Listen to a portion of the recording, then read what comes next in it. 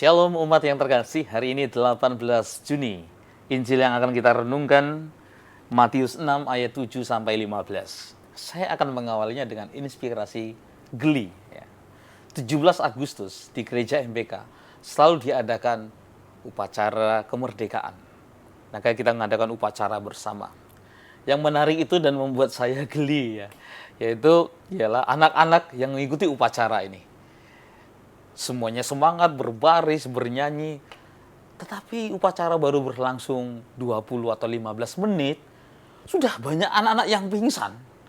Pingsan, jatuh, kemudian harus ditolong, harus digotong, dibawa, dan harus diobati. Wah, saya dalam hati, loh, perasaan waktu saya kecil dulu nggak segitunya gitu. Upacara sampai 1 jam saja. Kadang-kadang kalau dulu upacaranya, wejangan pembina upacaranya bisa lebih lama daripada upacaranya sendiri. Tapi nggak gitu-gitu amat. Nah, tetapi menariknya anggota Paskibraka itu, yang telah dikembleng, yang telah dilatih selama berbulan-bulan, justru ketika mereka mendapatkan tugas yang sangat berat, mereka justru mampu. Mereka justru bisa melewati cobaan itu. Padahal tugas dan tanggung jawab mereka sangat berat. Sementara anak-anak peserta upacara cuma berdiri saja, pingsan. Nah, para saudara, ini akan membawa saya sedikit kepada doa Bapa kami yang mau kita renungkan. Saya tidak akan merenungkan segalanya, semuanya, tapi saya ingin merenungkan ayat yang bagian akhir. Janganlah membawa kami dalam pencobaan, tetapi bebaskanlah kami dari yang jahat.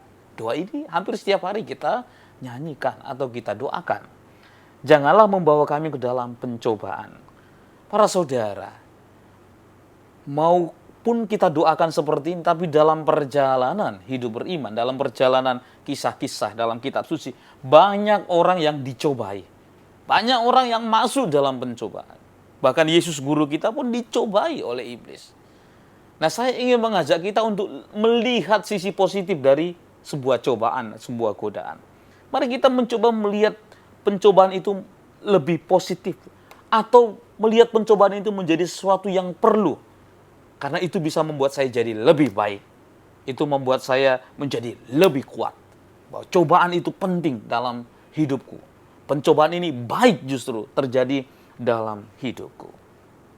Nah, oleh karena itu para saudara, kita coba melihat kembali bahwa cobaan itu ada yang datang dari luar, lingkungan yang jahat, teman-teman yang tidak baik. Ada juga para saudara, cobaan itu justru datang dari orang yang kita kasihi dan yang mengasihi kita. Misalnya, ada seorang yang berusaha untuk berbuat baik dan jujur, ingin berbuat benar. Lalu kemudian resiko ada tentu. Bisa saja ia kehilangan jabatannya. Atau bisa saja jabatannya tidak berkembang. Nah, orang-orang yang ia kasihi, istrinya, anaknya, temannya, keluarganya berkata, kamu jangan melakukan itu. Sudah, berhenti. Nanti begini, nanti begini, nanti begini. Ini suara orang yang mengasihi kita, tapi bisa saja mencelakakan kita. Nah, beruntung kalau orang itu bisa dengan teguh berpegang pada suara hatinya.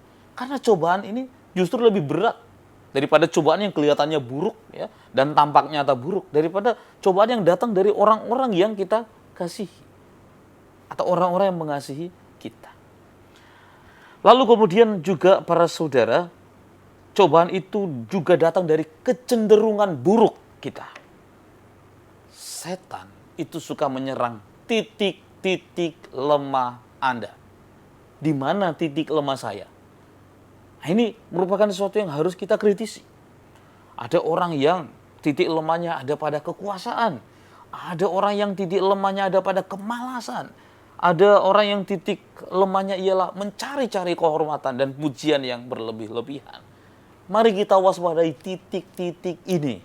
Ada orang yang titik lemahnya uang. Nah, ini orang harus perlu mewaspadai titik-titik. Karena di sini orang gampang untuk digoda. Yang keempat, kalau tadi yang ketiga titik lemah, sekarang yang keempat justru titik kuat. Mengapa saya katakan titik kuat? Coba Anda bayangkan, sebuah kastil dikelilingi dengan benteng yang kuat, Tetapi akhirnya benteng yang kuat ini bisa dijebol oleh musuhnya. Mengapa? Karena prajuritnya lalai. Karena prajuritnya merasa bahwa benteng kuat ini akan melindungi mereka, sehingga mereka alpa. Mereka lupa untuk menjaganya. Para saudara, seringkali kita juga merasa dan yakin benteng kita ini lagi kuat. Ya. Mazmur 30 berkata demikian. Semasih aku sejahtera, aku berkata, aku takkan goyah. Ya. Aku takkan goyah untuk selama-lamanya. Nah, kini engkau berpaling dari wajah, kini aku berpaling dari wajahmu ya Tuhan, maka tak berdayalah aku. Bayangkan pengalaman si pemazmur. Ketika ia yakin dan terlalu yakin dengan dirinya, ia merasa bahwa ia tidak akan goyah. Tapi kemudian ketika ia ditinggal Tuhan, hilang semua dayanya. Nah, salah satu kita jatuh dalam godaan penyebabnya ialah karena kita terlalu percaya diri berlebih-lebihan dengan diri kita. Orang harus waspada dengan ini pula, para saudara.